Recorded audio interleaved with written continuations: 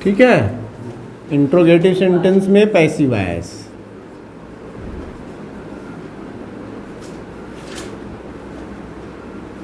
किस टेंस में?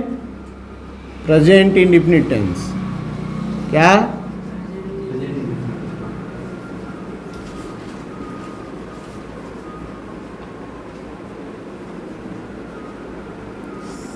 ठीक है।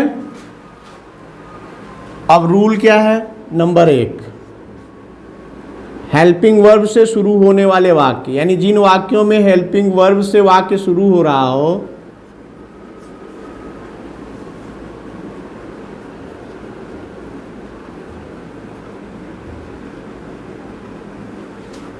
तो हो जाएगा, पहले आएगा इसमें इज, एम, आर, यही ना। फिर क्या लिखेंगे? Object in the case of subject plus verb third plus by plus subject in the case of object plus others plus question mark. ठीक है। जैसे do you complete your work.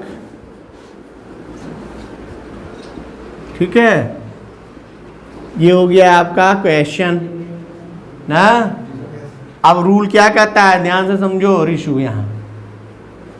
अब ये हेल्पिंग वर्ब से है, रूल ये लिखना है, तो हमको पहले क्या लिखना है? इज, एम, आर में से एक। तो ये इज, एम, आर में से एक किसके अनुसार चलता है?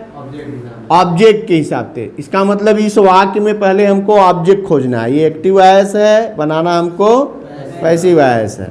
तो ऑब्जेक्ट इसमें क्या है? वर्क। ठीक ना। तो ऑब्जेक्ट हो गया योर वर्क। ये एक वचन है कि बहुवचन है? यस, ऐसा नहीं है, वर्क है। योर को देखकर मत करिए आप, वर्क को देखना है। योर कोई सब्जेक्ट नहीं है, योर पॉसेसिव है, और जिसके साथ आता है उस नाउन के अनुसार सिंगुलर नंबर और प्लूरल नंबर होगा। Your sister, our brother, my sister, तो ये सब क्या कहलाएगा? ये सब सिंगुलर में एक की बात हो रही है ना। यदि यहाँ पर होता योर ब्रदर्स, योर फ्रेंड्स, तो प्लूरल हो जाता। इसको नहीं देखेंगे, ये हेड वर्ड है, इस नाउन के अनुसार चलेंगे, तो ये सिंगुलर नंबर में है। इसका मतलब यहाँ क्या लगेगा? Is your work. ठीक है। फिर क्या है? वर्ब का थर्ड फॉर्म, यही ना, completed. Is your work completed by you. Clear हो गई? ये हो गया आपका हेल्पिंग वर्ब से शुरू होने वाले वाक्य का नियम। दूसरा हम लोग पढ़ने वाले हैं क्वेश्चन वर्ड वाले वाक्य। क्वेश्चन वर्ड से शुरू होने वाले वाक्य, यही ना। Yes sir. तो इसका रूल क्या हो जाएगा? पहले आप लिखेंगे क्वेश्चन वर्ड, फिर लिखेंगे इज, एम, आर, यही ना। फिर आप लिखेंगे object in the case of subject, फिर लिखेंगे वर्ब का थर्ड फॉर्म, फिर लिखेंगे बाई, फिर subject in the case of object, फिर अदर्स। ये लो, कंप्लीट हो गया रूल। अब एग्जाम्पल क्या है? जैसे एग्जाम्पल लेते हैं, where do you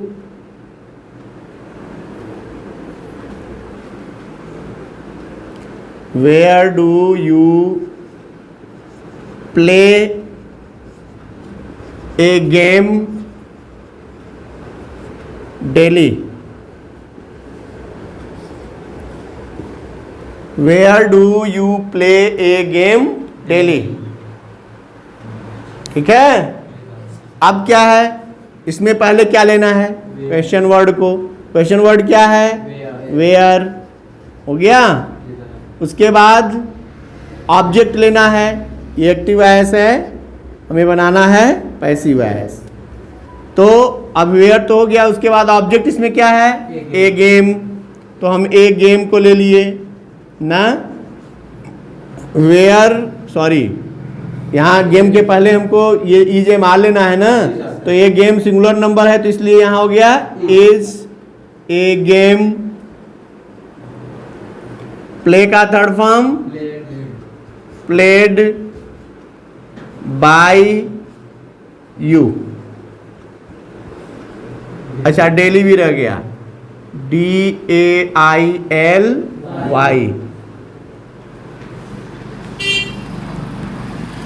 question word, ठीक है, ये हो गया क्वेश्चन वर्ड का रूल। कंप्लीट किए। चलो यहीं पे देख लेते हैं तीसरा हु वाला रूल। किसका? हु वाले वाक्यों का रूल।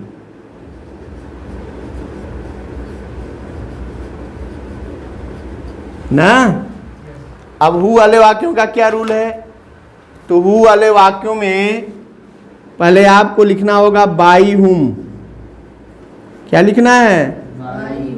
फिर उसके बाद क्या लिखना है? Is am are. फिर क्या लिखना है? Object in the case of subject. फिर क्या लिखना है? वर्ब का थर्ड फॉर्म। फिर क्या लिखना है? नहीं, ऑब्जेक्ट तो हो गया, हाँ अदर्स लिखना है, प्लस क्वेश्चन मार्क। जैसे हु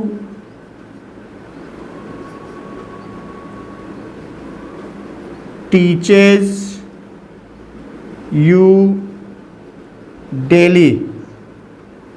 तुम्हें प्रतिदिन कौन पढ़ाता है? ठीक है। तो हु की, अब हु को क्या करना है? हु को बदलने के हम क्या हो जाएगा? बाई हुम। तो यहां हो जाएगा बाई हुम।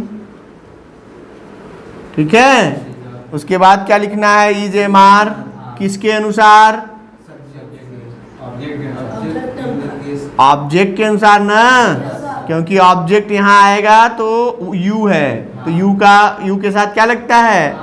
आर। इसका मतलब यहां लगाएंगे आर यू, और टीच का third form taught. By whom are you taught daily. By हो गया ना, बाई कहाँ हो गया? यही ध्यान देना है कि हु वाले वाक्यों में पहले ही बाई हुम हो गया, अंतिम में नहीं जाएगा। इन सब में देखो यहां आया ना, लेकिन यहां इस वाले वाक्य में देखो कहीं आया है? ये रूल देखो, ये इसमें यही है, बाई हुम पहले ही आ गया नहीं। तो इसलिए हु वाले वाक्य में ध्यान देना है कि ये बाई हुम पहले लग गया, बाद में बाई लगाने की जरूरत नहीं है। क्यों? क्योंकि ये हु जो होता है यही वाक्य का सब्जेक्ट होता है, तो सब्जेक्ट को क्या बनाना है? ऑब्जेक्ट। तो हु का ऑब्जेक्ट हुम। ये हुम क्या है? ये हु का ऑब्जेक्ट है, क्योंकि सब्जेक्ट को हमेशा बनाना होता है ऑब्जेक्ट। अब इसमें अंतर क्या है? तो इसमें का जो ऑब्जेक्ट होता है वो यहाँ बाई के बाद लगा ना, ये सब्जेक्ट ऑब्जेक्ट बन गया बाई के बाद। तो यहाँ क्या है कि ये बाद में लगा, लेकिन यहाँ ये पहले लग गया। क्यों? क्योंकि ये क्वेश्चन वर्ड है, ये सब्जेक्ट के रूप में है, लेकिन ये क्या है? क्वेश्चन वर्ड है। इसीलिए क्वेश्चन वर्ड हमेशा कहाँ रहता है? वाक्य में पहले। इसीलिए ये यहाँ बाद में नहीं आया, ये यही लग गया है। यही बात, जैसे यहाँ ये बाद में लग गया, वैसे ही ये भी यहाँ लग सकता है, लेकिन यहाँ क्यों नहीं लगा? क्योंकि ये क्वेश्चन वर्ड है। क्वेश्चन वर्ड कभी बीच में नहीं होता, पहले होता है, इसीलिए बाई हुम यही लग गया ना। जब किसी वाक्य में व्हाट या हुम आ जाए, क्या? तब क्या करेंगे? तो व्हाट या हुम वाले वाक्यों का नियम होता है कि व्हाट को तो व्हाट रहने देते हैं, हुम की जगह हो जाता है हु। व्हाट को व्हाट रहने देते हैं, हुम की जगह हु हो जाएगा। प्लस क्या लिखेंगे? इज एम आर प्लस हाँ, क्यों? क्योंकि ऑब्जेक्ट यही होता है। हु वाले वाक्यों में सब्जेक्ट हु होता है तो उसको ऑब्जेक्ट बनाना पड़ता है, और हुम वाले वाक्यों में ऑब्जेक्ट कौन है? हुम। और व्हाट कैसे? ऑब्जेक्ट कैसे मिलता है किसी वाक्य में? क्या या किसको? व्हाट माने और हुम माने, तो जब ये खुद ही आ गए तो ऑब्जेक्ट कहाँ रह गया?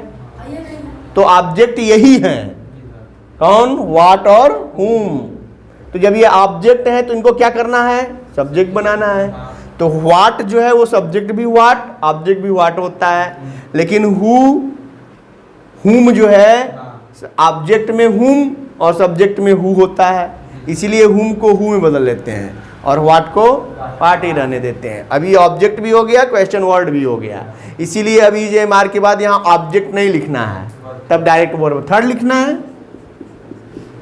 Plus by plus subject in the case of object plus others. हाँ, ये रहेगा सब्जेक्ट तो रह भाई करेगा, ऑब्जेक्ट की ना बात हो रही है यहाँ। हु वाले वाक्यों में सब्जेक्ट नहीं रहता और व्हाट या हुम वाले वाक्य में ऑब्जेक्ट नहीं रहता। इन दोनों में यही अंतर है, क्योंकि ये ऑब्जेक्ट के प्लेस पर आते हैं और हु वाला सब्जेक्ट के प्लेस पर आता है। जैसे what does she buy from market daily? है वह बाजार से प्रतिदिन क्या खरीदती है?